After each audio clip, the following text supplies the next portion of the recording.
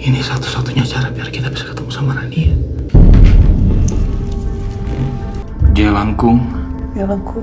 Di dia ayah hajatan. Hajatan leletikan. Woi, tadi antar.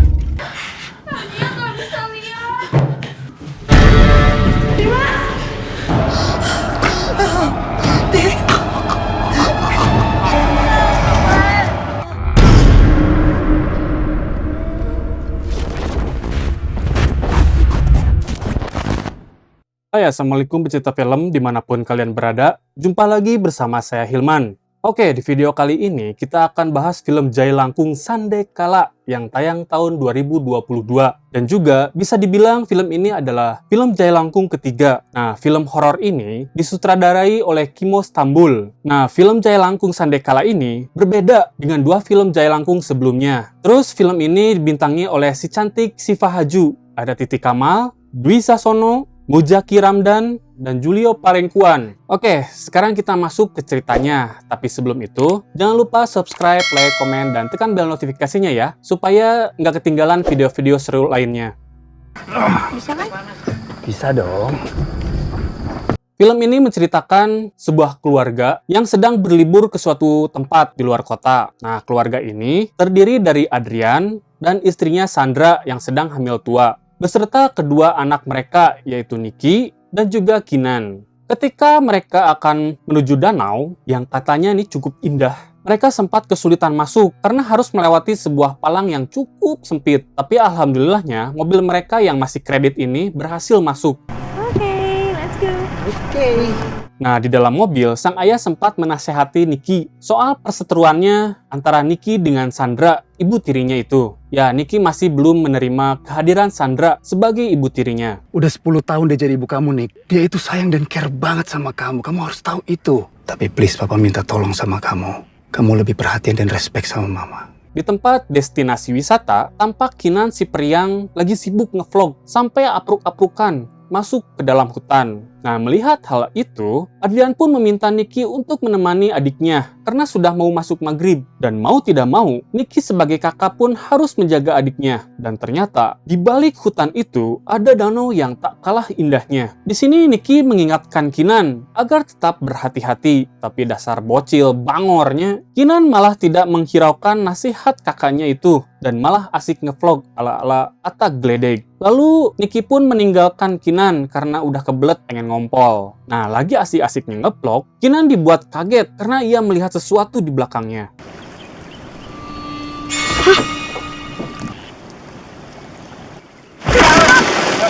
Di tengah kepanikannya itu, secara tiba-tiba juga muncul seorang pria yang keluar dari dasar danau. Pria ini adalah warga setempat yang bernama Pak Sarno. Pak Sarno ini meminta Kinan untuk pulang karena sudah masuk waktu maghrib dan malah dia berniat baik untuk mengantarkan Kinan ke parkiran.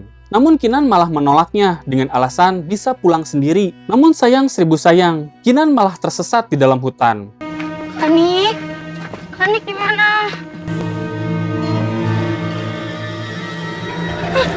Hingga tak sengaja, Kinan menemukan sebuah boneka Jai Langkung. Kinan yang masih polos itu pun mengambil boneka tersebut. Hingga akhirnya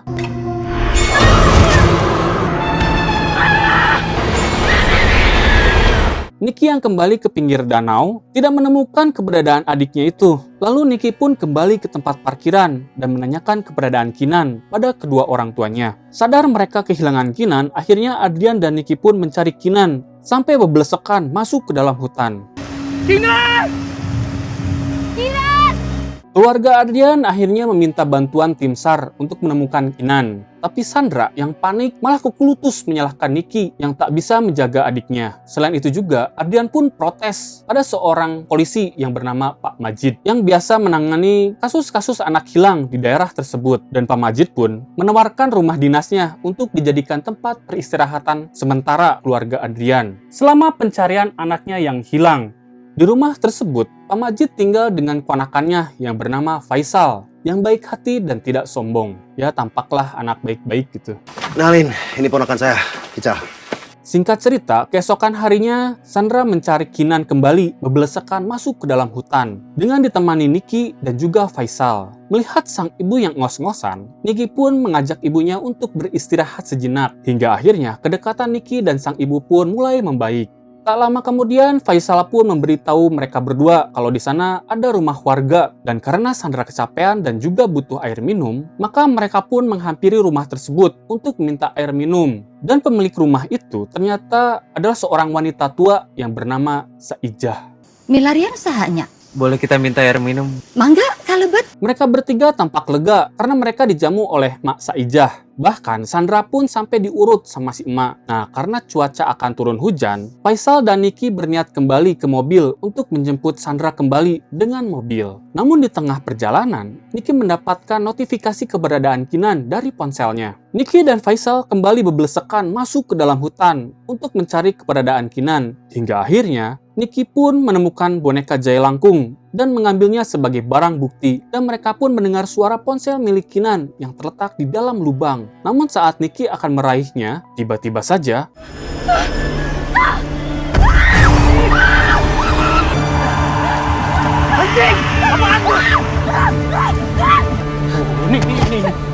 Hei, kamu kenapa?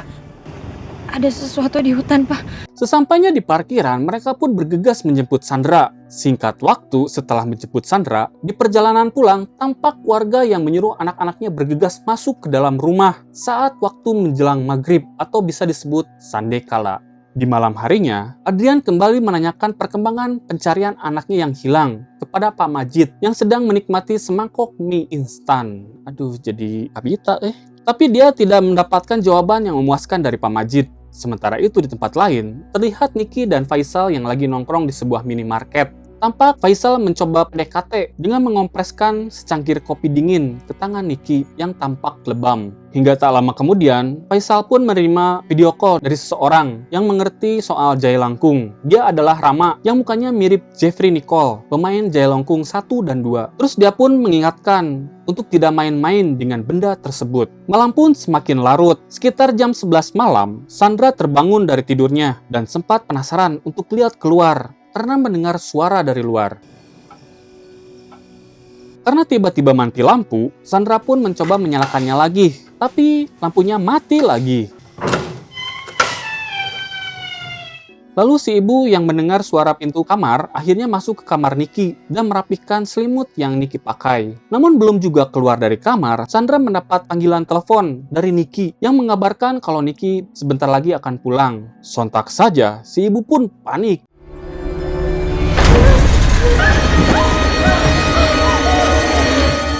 Bersamaan dengan itu, Sandra melihat Kinan yang teriak di WC. Namun saat dihampiri, malah tidak ada. Dan Sandra malah melihat darah di lantai. Dan tiba-tiba,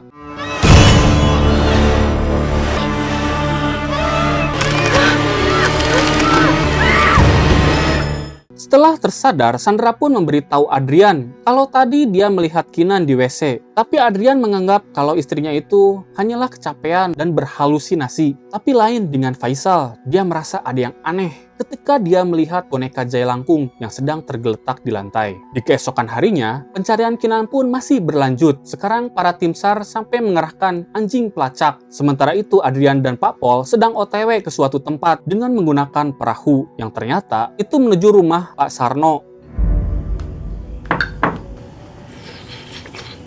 Dan mereka pun langsung menginterogasinya dan Pak Sarno terus menyangkal kalau dia tidak tahu apa-apa. Sementara itu, Niki dan Faisal melakukan investigasi dengan melihat berkas-berkas anak hilang. Dan yang membuat mereka syok adalah kondisi anak-anak hilang itu semuanya mati mengenaskan dengan posisi yang sama, dengan posisi kepala yang sengklek. Kembali ke rumah Pak Sarno yang sedang diinterogasi. Saat Adrian ikut menggeledah rumah itu, sang ayah justru menemukan jaket Kinan. Dan hal itu memancing amarah dan emosinya. Ini jaket anak saya. Kenapa jaket anak saya ada di sini?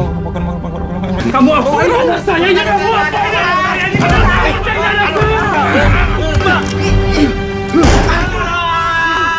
Hingga akhirnya Pak Sarno pun harus merasakan timah panas di kakinya. Pak Sarno pun diamankan untuk keperluan penyelidikan. Tak lama kemudian, Pak Majid mendapatkan kabar bahwa telah ditemukan mayat anak kecil di dekat danau. Mendengar hal tersebut, sontak saja membuat sang ayah syok parah dan pasrah dengan apa yang akan terjadi.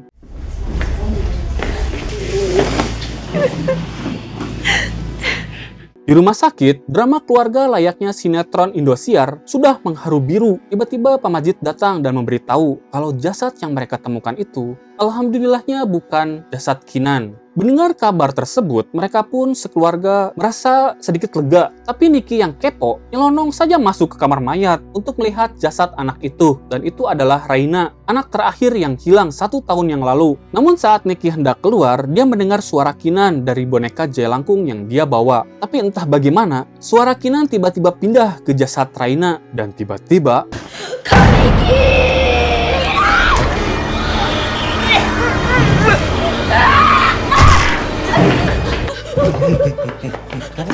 Di tengah ketakutannya, Niki mengatakan kepada Faisal kalau jasad tadi itu berubah menjadi Kinan. Faisal mencoba menenangkan Niki yang ketakutan, dan Faisal sadar kalau semua itu karena boneka Jailangkung yang Niki bawa. Menjelang sore hari, Sandra sengaja mengunjungi rumah Ibu Saijah sembari memberi makanan dengan harapan siapa tahu Kinan lewat situ dan bertemu Ibu Saijah. Dan makanan itu buat Kinan. Namun saat akan pulang, perut Sandra tiba-tiba kram dan Ibu Saijah pun mengajak Sandra untuk beristirahat di rumahnya. Sementara itu, Niki dan Faisal masih melakukan investigasi terkait hilangnya anak-anak itu. Dan semua barang bukti semua sama, yaitu ditemukannya potongan wajah dari boneka Jailangkung. Dan mereka pun menemukan secari kertas yang terselip di antara potongan wajah boneka Jailangkung tersebut. Lalu Niki pun iseng menarik secari kertas yang ada di boneka Jailangkung yang ia pegang dan membacanya. Jailangkung, di dia ayah hajatan, sumping teu diondang, wih teu diantar. Nah, di rumah Mak Saijah, si ibu mendapatkan jamuan yang ala kadarnya. Setelah itu, Mak Saijah pergi menuju kamar putrinya untuk mengingatkan segera makan. Tinggi, enggak tua.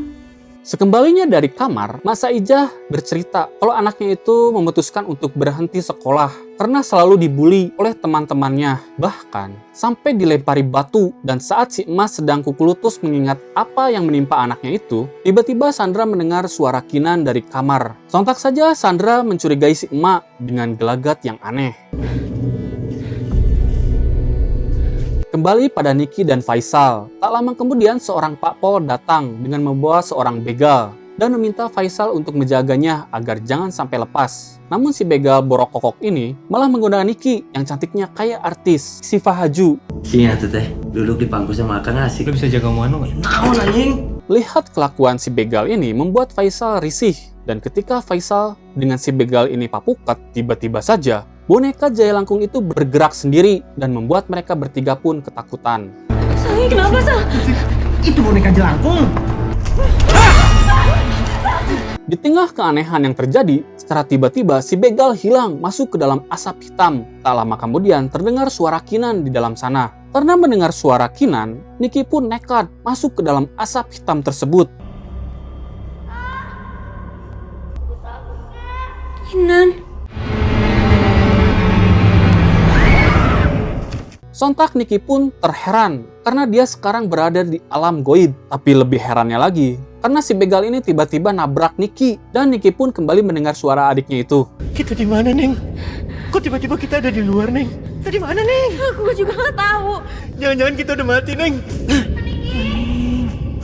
Di sisi lain, Adrian dan tim kepolisian membawa Pak Sarno ke TKP tempat Kinan hilang. Akan tetapi, Pak Sarno terus menyangkal atas tuduhan tersebut. Bahkan, Pak Sarno malah mengatakan kalau Kinan telah diculik oleh makhluk gaib, penunggu danau. Mendengar alasan yang tak masuk akal itu, sang ayah pun emosi jiwa. Anak bapak diambil, Pak! Makhluk itu anak saya! Diam. Lepas dulu, lepas. Di tengah rasa frustasi atas kehilangan sang anak, Adrian mendengar suara Kinan dan langsung ngeblecet mencari sumber suara. Sementara itu, Sandra yang sedang berada di rumah si emak. Kinan. Itu apa? dan alangkah terkejutnya Sandra melihat sesosok jasad seorang wanita dengan tubuh yang sangat tinggi. Rupanya si emak adalah orang tuanya Inggi, bocah yang telah hilang 22 tahun yang lalu. Dan si emak mengawetkan jasad Inggi dan mengurusnya seperti Inggi masih hidup. Sembari menyisir rambut anaknya, si emak bercerita tentang masa lalunya Inggi yang kelam karena telah dibully oleh anak-anak lain karena Inggi dianggap aneh, mempunyai tubuh yang sangat tinggi kayak titan kolosal. Tak kuat akan bulian itu, akhirnya Inggi mengakhiri hidupnya di danau.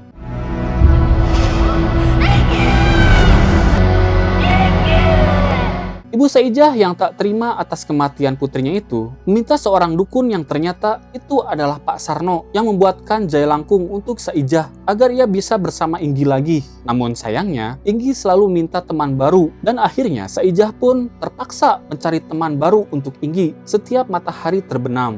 Orang itu ngasih ini ke Ambu, Jaya Langkung. Gara-gara ini Ambu seneng banget bisa sama Inggi lagi. Inggi selalu minta teman. Akhirnya Neng, setiap matahari sudah nggak ada, Ambu cariin teman buat Inggi. Ketika Sandra menanyakan Kinan, dengan raut wajah yang menyeramkan, si emak Saijah ini memberitahu kalau Kinan tidak akan selamat dan harus menemani Inggi di alam goib. Mendengar perkataan itu, Sandra pun langsung menghubungi Faisal kalau si emak Saijah ini adalah pelaku penculikan Kinan. Sementara itu, Niki dan si begal yang ada di alam goib bisa mendengar suara teriakan ibunya yang sedang menelpon Faisal. Di alam itu, Niki menemukan mayat anak-anak yang ada di halaman rumah Maijah.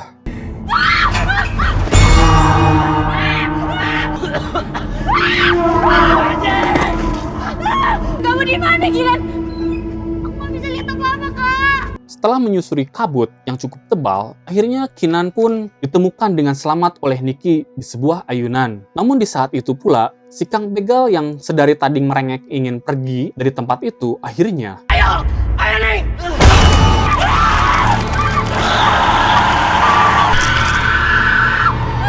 melihat si Kang Begal yang difatality oleh Inggi, akhirnya mereka berdua langsung masuk ke dalam rumah si emak dan Niki mengambil boneka Jaya Langkung yang tergeletak di bawah. Di tengah kepanikan, Niki yang ketakutan membaca mantra pemanggil Jaya Langkung berkali-kali. Jaya Langkung, ini ayah hajatan. Ini dia udah Dan tanpa diduga, cara itu malah berhasil. Mereka berdua pun keluar dari alam goib dan mendarat di rumah si emak. Di saat itu pula si ibu pun terlihat tampak bahagia karena Niki telah berhasil menyelamatkan adiknya dengan selamat. Namun di tengah kebahagiaan, tiba-tiba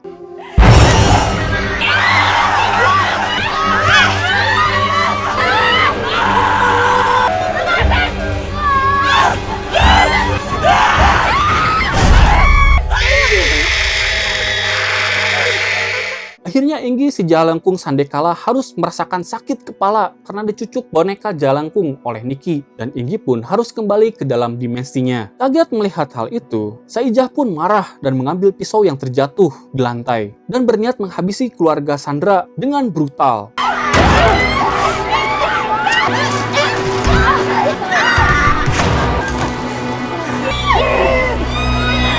Alhamdulillahnya Faisal datang tepat waktu dan langsung memukul kepala si emak dengan toples lebaran. Di tengah kepanikan, Faisal berusaha membopong Kinan yang terluka parah. Lalu mereka bergegas kabur menggunakan mobil. Namun tiba-tiba, Mas Saijah berhasil masuk ke dalam mobil dan terjadilah pertarungan sengit di dalam mobil itu. Hingga akhirnya